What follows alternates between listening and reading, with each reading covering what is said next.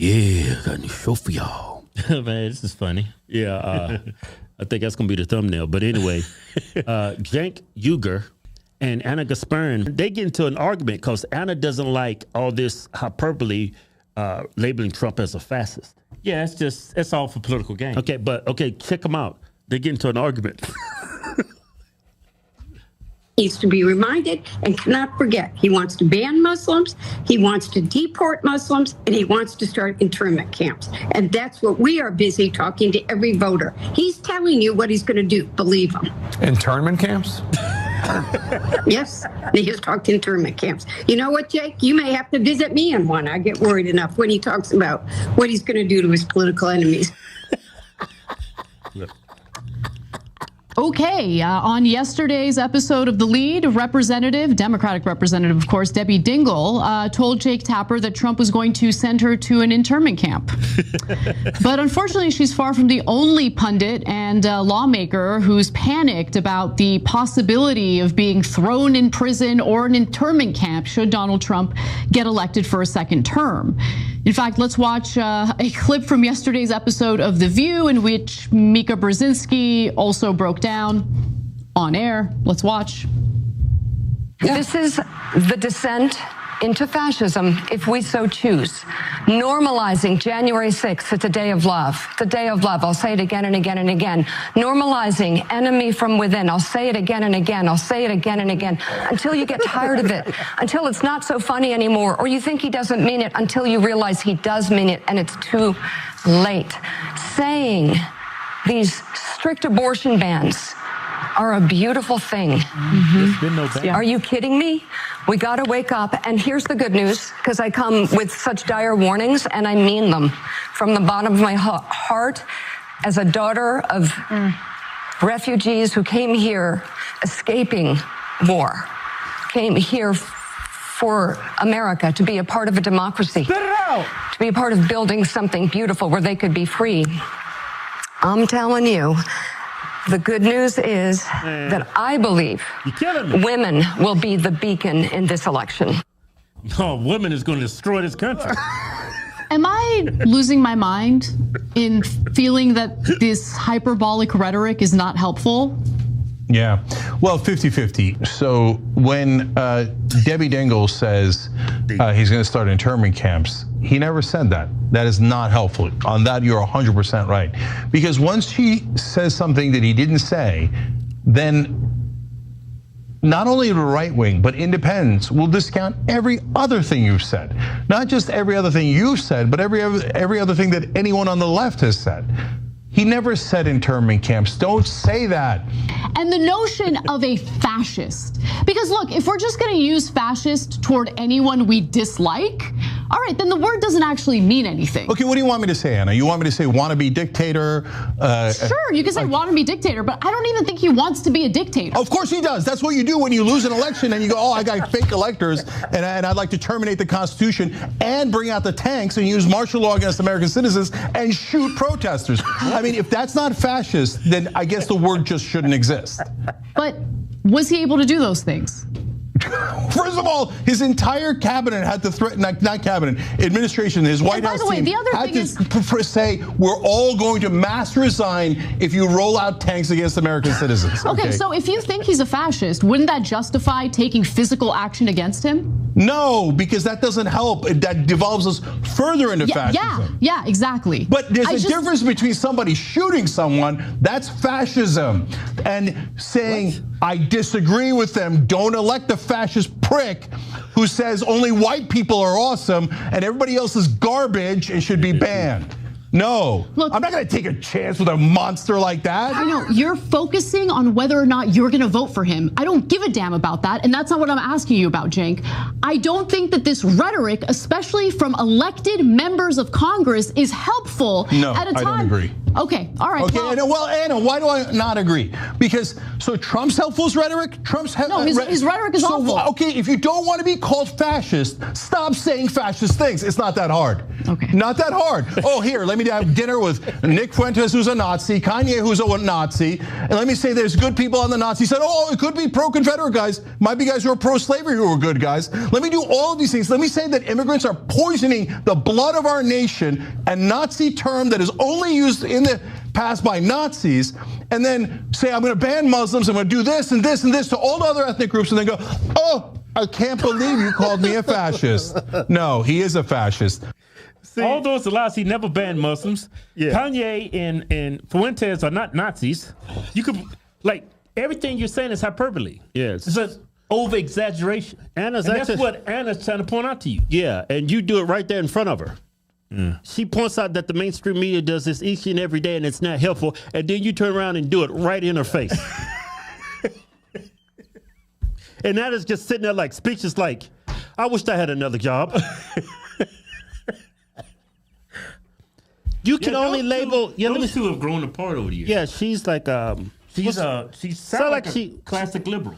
Yeah, classic liberal, like old school liberal, like Bill Clinton liberal, like Biden liberal, like. Yeah, Biden back in the old days, the crime bill. Yeah. Yeah, but see, you can only call somebody a fascist when their conduct is fascist. Yeah. You're taking his remarks, which is out of context, and labeling somebody Hitler when they have not done anything that's fascist. Right. You can only label somebody that once they've... What am I even trying? That lady actually said if Trump get elected, they're going to put him in... What, elected? Yeah. If Trump gets elected. Right. If Trump gets elected, right, he's going to put her in an internment camp. Yeah, he's not doing that. Trump's going to shoot protesters in tanks? Are you kidding me? You actually just said that, and you seem like you're sincere and genuine when you said it. Yeah. It's like all people that vote left, they're like emotionally... deranged, insane. Yeah. Like they're too emotional when it comes to that line of thinking, and they lose a train of thought, and then they get caught up in this stuff saying, "Yeah, he's going to have tanks, he's going to shoot citizens, he's going to do this, and and he did none of that. He did, like Anna said, he didn't do any of that. We have checks and balances in this country that keeps the president from becoming a dictator. Right. You know what, Mr. Uygur? I can't say his name. Cenk. Yeah, Mr. Uygur. He comes off. He. How should I put this? Like, the way he acts, the way he talks, the way he carries himself about politics, it comes off like a woman. You would when he did that. You would expect to hear that from a liberal, progressive white woman. You would expect that kind of behavior. He's an emotional thinker. Yeah, you would expect that kind of behavior out of a woman. I wouldn't be, I would go as far as to say Anna should be the one that's acting like Mr. Uygur, but she's not. She's rational, she's calm, and she's right. And she's been, because we used to watch her in Turks. I still watch her. Yeah, for comedy. We still subscribe to him. Are we? Yeah. Whatever. So, you don't look at the Young Turks? Yeah, I look at them. Well, why you playing stupid like you don't watch them? I watch them. I watch them get another point of view. Can I say something? Like, calling somebody a fascist shouldn't be like an opinion. Yeah, it should be based on facts. It's based on horrible opinions, hyperbole speech. Mm-hmm. You can only call somebody that once they commit an act of fascism. Yeah, and that's a great point because you're using these terms, Hitler, Nazi, fascist, fascism. You're using it too loosely. It's like the words over time it just lose meaning. Nobody believes you when you say it anymore. If Trump was a fascist, a Nazi, man, he would have generals, and they would have did something crazy on January 6th. Not to say it wasn't crazy what happened on January 6th, but if he was truly a fascist, I mean, come on, man. When I think of fascism or fascists, I think of, mandates just unconstitutional. First thing that comes to mind is the vaccine mandate, right? People losing their job for not taking the COVID lockdown, people getting fired, people getting treated like second-class citizens because of mandates. I think That's fascism. But who was responsible for that? It was all unconstitutional. Yeah, it was Democrats. You know? It's all, I mean, look at the border, what's going on at the border. Millions of people from 181 countries have came into our country over the last, that's never happened before. Texas tried to seal their borders with barbed wire, concertina wire. And the federal government come in and try to cut it down. On the direction of Joe Biden. He's telling a state how to govern their own border. That's fascist. I mean, if I could actually call Joe Biden a fascist. The things he did is so unconstitutional. He even went in front on camera and said anybody that doesn't get the vaccine, you should lose your rights as an American in this country. Yeah. That's fascist. To fly to work. Yeah. That's nuts. They kicked out people out of the military. He was the leader of taking people's jobs that was on the front lines during COVID. Who didn't have a vaccine at the point of time. Yeah, they fired them because they want to take it. It was okay for them to work it when COVID broke out. Right. You know, they was willing to do that without any kind of protection or vaccine. Right. And then it comes in, they don't want to take it. They cool. They just want to protect themselves in other ways, and you fire them, the heroes. Yeah. That's fascism. I can't think of one thing that Trump did was fascist. And I'm trying to think. I'm trying to be genuine here. I can't think of one thing. Y'all call the only reason why y'all call that man as a fascist is because you don't like his policies.